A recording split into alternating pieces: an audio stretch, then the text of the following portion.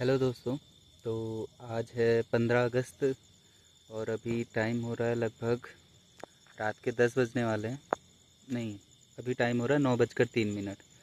तो मैं ये वीडियो रिकॉर्ड कर रहा हूँ और जैसा कि 15 अगस्त है तो इंडिया में इंडिपेंडेंस डे है, स्वतंत्रता दिवस। तो लोग सुबह से स्टोरीज पोस्ट कर रहे थे इंडिपेंडेंस डे की, और अलग अलग तरीके से मतलब अपना स्वतंत्रता दिवस मना रहे थे। पर उतना मज़ा जितना बचपन में आता था, स्कूल टाइम में हम झंडा लेकर जाते थे और स्कूल से हमें लड्डू मिलते थे और दिन भर बैठ के वहाँ कार्यक्रम देखते थे, अभी ऐसा इतना ज़्यादा कुछ नहीं हो रहा है हमारे एरिया में। तो मतलब अब क्रेज़ थोड़ा कम हो गया है। पहले परेड जाती थी, लगभग 3-4 किलोमीटर हम जाते थे झंडा लेके, उसके बाद जगह जगह घूम के खूब ज़्यादा नारे लगाते थे। पर अभी वो सब नहीं हुआ है, तो वो सब क्रेज़ कम हो चुका है। और बाकी दिनों की तरह आज वैसा दिन नहीं है कि मैं कोई डिप्रेस्ड फील कर रहा हूँ या फिर बहुत ही ज़्यादा मुझे किसी बात की चिंता हो रही है। आज ऐसा कुछ नहीं है।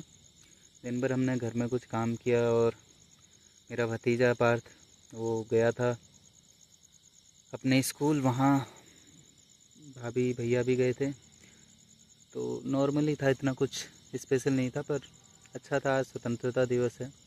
पर जैसा कि सभी को पता है, कल 14 अगस्त की रात जो कोलकाता में हुआ है, अभी जो सिनेरियो है, मतलब कि एक डॉक्टर का रेप हुआ है हॉस्पिटल में कोलकाता में, और उसी के कारण पूरे भारत में प्रदर्शन चल रहा है। तो कहीं ना कहीं मुझे इस बात से काफ़ी तकलीफ़ हुई कि स्वतंत्रता दिवस में लोग एक तरफ आज़ादी का जिक्र कर रहे हैं, पर दूसरी तरफ वो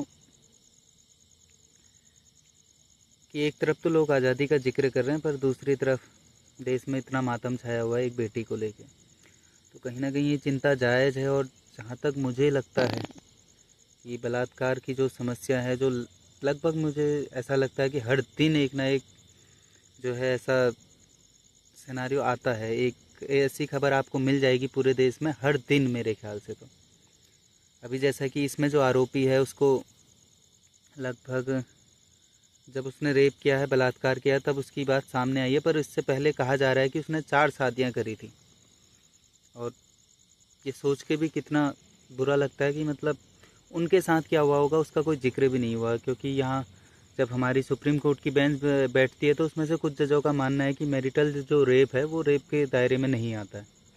पर वो लड़कियों पे जो बीती होगी, जो 4 शादियां हुई थी, उसके बाद उनको समाज के कारण चुप रहना पड़ता होगा, झेलना पड़ता होगा उस दरिंदे के साथ रहना, पर वो रेप की कैटेगरी में नहीं आया। और अब जबकि एक डॉक्टर का रेप हो चुका, उसके बाद लोगों को लग रहा हाँ बलात्कार हो चुका है तो अब सज़ा होनी चाहिए। पर कहीं ना कहीं अगर पहले से ही इस बारे में जागरूकता रहती, उन महिलाओं को भी आज़ादी होती केस करने की, इस समाज से उन्हें डर नहीं लगता, तो आज ये बेटी के साथ, जो भारत की बेटी है, डॉक्टर है, उसके साथ ऐसा नहीं होता। तो ये वाकई में काफ़ी दर्दनाक है कि एक तरफ हम आज़ादी की बात कर रहे हैं पर दूसरी तरफ हमारे अपने देश में ये बलात्कार के मामले बढ़ते जा रहे हैं। और कहीं ना कहीं डीप डाउन ये लगभग सभी लोग जानते हैं कि इसका मेन कारण क्या है। एक तरफ आप कह सकते हैं कि आदमी को अपनी सोच बदलनी चाहिए, ये सब, पर ये सोच में डाल कौन रहा है? हम्म? ये समाज की ही प्रॉब्लम है। इसमें कानून बना देने से, उसको सज़ा देने से हो सकता है थोड़ा डर के आदमी करे ये सब, आदमी के अंदर डर बैठ जाए, पर एक अपराधी अपराधी होता है, उसके अंदर ये भावना कहाँ से आ रही है? कहीं ना कहीं में डीप डाउन ये एनालिसिस करने की ज़रूरत है कि हमारा समाज किस दिशा में जा रहा है। तो आज कहीं ना कहीं मैं इसी टॉपिक पे बात कर रहा हूँ, क्योंकि वाकई में बुरा लगता है कि जब भी बलात्कार के मामले आते हैं ऐसे ही, मैं भी अपने टीनेज की बात करूं या जब मैं ग्रेजुएशन कर रहा था उस समय लड़कों के बारे में बात करूं, तो बातों से ही आपको झलकेगा कि लोगों की आजकल मनोदशा ये हो चुकी है कि आसपास उन्हें मौका नहीं मिल रहा। अगर मौका मिलेगा तो वो दरिंदा बनने को तैयार है। वो अपने आसपास के समाज की लड़की को किस नज़र से देखते हैं, ये कहीं ना कहीं सोचने लायक बात है। और वैसे ये कहना चाहिए नहीं कहना चाहिए, पर मेरे खुद के दोस्त भी हैं जो लड़कियों के बारे में ऐसे ही बातें करते हैं। अब नहीं है दोस्त, मतलब जान पहचान है, पर मैं उतनी ज़्यादा बातें नहीं करता, किसी से ज़्यादा मतलब नहीं रखता हूँ, बहुत टाइम हो चुका है।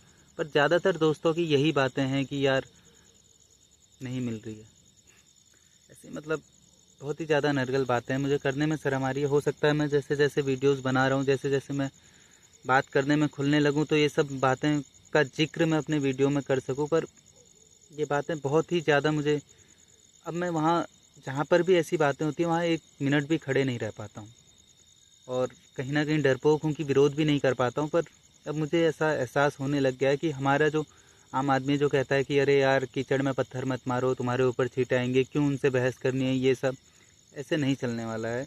आपको हर जगह स्टैंड लेना पड़ेगा, आपको हर जगह यहाँ जो भी बातें सुनाई देती हैं, चाहे हम आजकल जो कल्चर है रैप कल्चर कहते हैं, वहाँ रैप में आप कितने गंदे शब्द यूज होते हैं लड़कियों के लिए, वो आप देख सकते हैं। तो और कहीं ना कहीं वो समाज को आईना दिखा रहे हैं कि समाज में ये सब चल रहा है, पर आपको भी कहीं ना कहीं शालीनता बरतनी होगी, अपने भाषा को लेके मर्यादा, भाषा में मर्यादा होनी चाहिए। और जैसा कि बॉलीवुड में कल्चर है, लोग कहते हैं अरे हीरोइन ने छोटे कपड़े पहन लिए तो क्या फ़र्क पड़ता है। फ़र्क पड़ता है, अगर आप अपने कंफर्टेबल के लिए किसी सीन के लिए कर रहे हैं तो एक बात है, पर अगर आप जानबूझ के आइटम सॉन्ग डालते हैं, उसमें कैमरामैन कहाँ जूम कर रहा है, ये आप सब नहीं देख रहे हैं क्या? तो इतना वास्ट में अभी मैं डिटेल में इसको डिस्कस नहीं करना चाहूँगा, पर कहीं ना कहीं इसमें सिर्फ कानून बना देने से या इसके बारे में टीवी पे डिबेट करके इस समस्या का हल नहीं होने वाला है। कहीं ना कहीं आप हर समाज को ये सोचना पड़ेगा कि उनके बच्चे को वो क्या सिखा रहे हैं। मैंने बहुत से लोग देखे हैं, उनको लगता है वो माँ बाप की जिम्मेदारी पूरे तरीके से निभा रहे हैं, पर उनके बच्चे ही जब बातें करते हैं तो उनके बातों में आपको झलक मिल जाएगी कि उनके दिमाग में क्या चल रहा है। तो आज इतना ही कहते हुए मैं ये बात समाप्त करता हूँ। वर्ड डिप्रेशन का आज ये दूसरा वीडियो था, दूसरा ब्लॉग। तो आज के लिए इतना ख़त्म करते हैं, बाकी शुभ रात्रि, कल दोबारा से मुलाकात होगी।